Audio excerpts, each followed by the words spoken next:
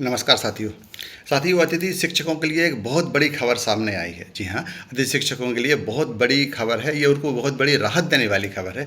कि अतिथि शिक्षकों के लिए अब अगर उनकी जगह जहाँ पर भी अतिथि शिक्षक पोस्टेड हैं, अगर उनकी जगह कोई नियमित शिक्षक भी आ जाता है तो भी उन अतिथि शिक्षकों की सेवाएं समाप्त नहीं की जाएगी, उनको नहीं हटाया जाएगा। जी हाँ साथियों, यह जो खबर है वो अतिथि शिक्षकों के लिए बहुत बड़ी खबर है, बहुत ही राहत देने वाली खबर है। साथियों, यह खबर क्या है, इस पर पूरी चर्चा मैं प्रदीप कुमार मिश्रा आपसे इस वीडियो के माध्यम से करने जा रहा हूं। बने रहिए मेरे साथ और देखते रहिए मेरा यह वीडियो।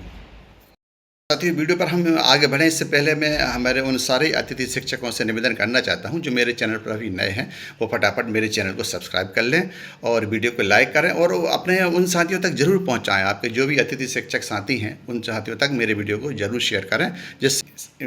अतिथि शिक्षक से जुड़ी सारी खबरें उन तक सबसे पहले पहुँच पाएँ। साथियों, हम जानते हैं कि अतिथि शिक्षकों के लिए तरह तरह की समस्याओं का सामना करना पड़ रहा है। जैसे अभी लास्ट ईयर ये जो ई अटेंडेंस लगाई थी, सबसे पहले अतिथि शिक्षकों को ही ई अटेंडेंस लगानी पड़ी थी, उन्हीं से ई अटेंडेंस प्रक्रिया शुरू हुई थी। इससे तमाम प्रकार की समस्याएं आना थी जो सबसे पहले अतिथि शिक्षकों के लिए ही आई, और यही कारण रहे, कुछ यही वजह रही कि उनकी से अतिथि शिक्षकों की नियमित उपस्थिति नहीं हो पाई, ई अटेंडेंस नहीं लग पाई। और इस वर्ष जो शासन द्वारा जो आदेश जारी कर दिया गया था कि 90% जिनकी ई अटेंडेंस है उन्हीं से हमारे जो अतिथि शिक्षक साथी हैं उनको रीजॉइनिंग करने दी जाएगी, अन्यथा उनको नए सिरे से फिर से अपनी पोस्ट के लिए अप्लाई करना पड़ेगा। हालांकि बाद में शासन द्वारा यह बात समझी गई कि बहुत तरह तरह की समस्याएं उनके साथ थी, अतिथि शिक्षकों के साथ थी, इसलिए उनको 90% से ई अटेंडेंस नहीं लग पाई और 90% से ज़्यादा उनकी ई अटेंडेंस की उपस्थिति नहीं हो पाई। ये शासन के सामने बात आई और शासन ने उस बात को समझा भी, और फिर हमारे माननीय जिला शिक्षा अधिकारी महोदय को द्वारा निर्देश दिए गए कि वो संकुल प्राचार्य से अगर उनके इसके पक्ष में कोई आवेदन आते हैं कि उनकी ई अटेंडेंस क्यों नहीं लग पाई, अगर कोई कारण वैलिड रीजन आप पाते हैं ई अटेंडेंस लगाने का, इस वजह से ई अटेंडेंस नहीं लग पाई और उनका जो रीजन है वैलिड है, तो फिर उनको इसमें उतने दिन की उपस्थिति और दे दी जाए और उनकी 90% उपस्थिति मान्य कर ली जाए। इस वजह से फिर हमारे बहुत से अतिथि शिक्षक साथी ई अटेंडेंस की 90% जो उपस्थिति वाली जो कंडीशन थी उसको क्रॉस कर पाए और उनकी रीजॉइनिंग फिर से हो पाई। साथियों, अतिथि शिक्षकों के लिए एक बहुत बड़ी खबर सामने आई है और यह मैं कहूँ तो अतिथि शिक्षकों के लिए बहुत ही राहत देने वाली खबर है। हमारे अतिथि शिक्षकों के लिए ये चिंता का विषय बने रहती थी कि जहाँ भी उनकी पोस्टिंग होती थी, अतिथि शिक्षक जहाँ भी जाते थे उनको इस चीज़ का डर बना रहता था कहीं नियमित शिक्षक उनकी जगह पर ना आ जाएँ। बल्कि अतिथि शिक्षक तो यही चाहते थे कि ऐसी जगहों पर पोस्टिंग हो जहाँ पर नियमित शिक्षक आने की ना ही सोचें, बल्कि हमारे अतिथि शिक्षक साथी यही चाहते थे कि ऐसी जगह पर पोस्टिंग हो जो थोड़े दूर दराज के जो एरिया हैं, अगर वहाँ के स्कूल में पोस्टिंग हो जाती है तो वो अपने आप को वो सेफ महसूस करते थे कि यहाँ पर अब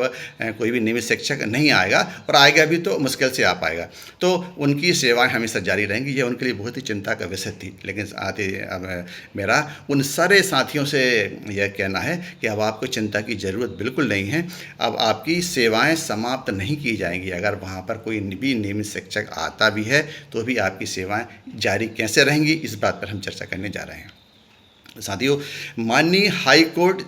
की ग्वालियर पीठ ने एक बहुत ही अहम निर्णय दिया है। उनने ग्वालियर हाई कोर्ट के जज महोदय द्वारा जो निर्णय दिया गया है उसमें यह बात साफ कही गई है कि अतिथि शिक्षकों की सेवाएं नियमित रखी जाएंगी, चाहे वहाँ पर कोई भी नियमित शिक्षक आ जाए। अब अतिथि शिक्षक की सेवाएं फिर कैसे रह पाएंगी, इसके विषय में हम चर्चा करते हैं। उस मामले पर भी चर्चा करते हैं जो कोर्ट केस था और जिसके बेस पर माननीय हाई कोर्ट ने यह डिसीजन दिया है। साथियों, वह डिसीजन क्या है उसके बारे में हम चर्चा कर लेते हैं। साथियों, ग्वालियर हाई कोर्ट द्वारा जो डिसीजन दिया गया है वह डिसीजन रीवा निवासी सुमन वर्मा है, जिन्होंने कोर्ट में याचिका दायर की थी। एकल पीठ में यह याचिका दायर की गई थी और इस याचिका पर उनके द्वारा जो याचिका दायर की गई थी उनके स्थान पर कोई दूसरी शिक्षिका वहाँ पर पोस्टेड हो गई थी, नियमित शिक्षक आ गई थी, तो उन्होंने हाई कोर्ट की शरण ली और उसमें याचिका दायर की। साथियों, ग्वालियर के जज माननीय विवेक कुमार सिंह जी द्वारा इस पर डिसीजन दिया गया और इस पर यह बात कही गई कि उनकी सेवाएं जो सुमन कुमार वर्मा है, उनकी सेवाएं और उनके क्या समस्त अतिथि शिक्षकों की सेवाएं समाप्त नहीं की जाएंगी, उनको हटाया नहीं जाएगा, बल्कि उनको अन्य किसी जगह पर जहां पर भी यह पोस्ट खाली है, उनका जो पद है, जो भी पद है और जिस वर्ग से वो बिलोंग करती हैं, उस वर्ग को और उस जहाँ पर भी पद है, वहाँ पद खाली है, वहाँ पर उनको शिफ्ट किया जाएगा। लेकिन उनको उनकी सेवाएं समाप्त नहीं की जाएंगी, उनको पद से हटाया नहीं जाएगा, बल्कि उनको दूसरी जगह पर शिफ्ट कर दिया जाएगा, जहाँ पर भी उनके विषय का या उनके पद जिस वर्ग 2-3 में जो भी पद है उनको उस पद पर शिफ्ट कर दिया जाएगा। साथियों, यह जो कोर्ट का डिसीजन हुआ है, यह केवल उन्हीं के लिए डिसीजन नहीं हुआ है, यह हर राहत मध्य प्रदेश के समस्त 70,000 अतिथि शिक्षकों के लिए बहुत ही राहत वाली खबर है। यह फैसला केवल उन जो हमारी सुमन वर्मा अतिथि शिक्षक जो थी रीवा की निवासी, उनके द्वारा जो कोर्ट में याचिका दायर की गई थी, उनको तो इससे फ़ायदा हुआ ही है, लेकिन उनकी इस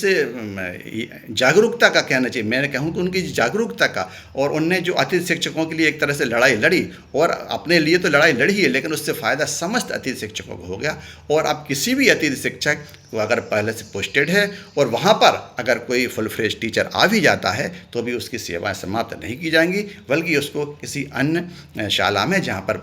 पद खाली है वहाँ पर शिफ्ट कर दिया जाएगा, जिससे उनको तो फ़ायदा हुआ ही और हमारे उन समस्त अतिथि शिक्षकों को हाई कोर्ट के इस डिसीजन का फ़ायदा हो गया। अब अतिथि शिक्षकों को एक तरह से उनका एक तरह से डर ख़त्म हो गया कि वह अब निडर होकर अपनी सेवा दे पाएंगे और उनको अपनी नियमितता का एक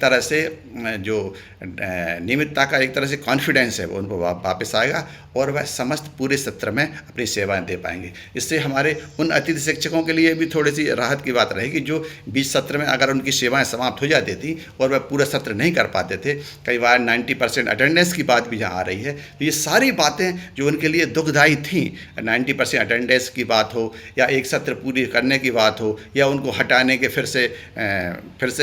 उनके पद से हट जाने की जो चिंता थी, ये सारी चिंताएं उनके दूर हो जाएंगी और एक नियमित शिक्षक के आने पर उनकी सेवाएं समाप्त नहीं होंगी, बल्कि उनको किसी दूसरी शाला में जहां पर उनका पद खाली है वहां पर उनको शिफ्ट कर दिया जाएगा। साथियों, यह बहुत बड़ी राहत की खबर है और यह हाई कोर्ट के इस डिसीजन से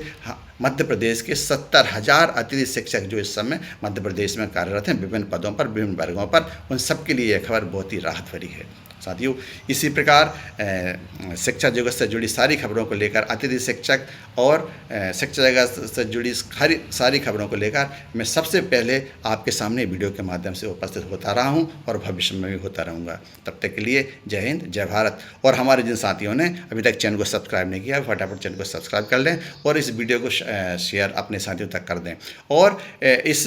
वीडियो में आप कमेंट्स के माध्यम से यह बात जरूर बताएं और ऐसी कौन सी चीज़ें अतिथि शिक्षकों के लिए होना चाहिए जिससे उनको एक तरह से स्टेबिलिटी मिल पाए शासन की तरफ से, और ऐसे कौन से कदम उठाए जाने चाहिए जिससे हमारे अतिथि शिक्षकों को और ज़्यादा राहत मिल सके। धन्यवाद। जय हिंद।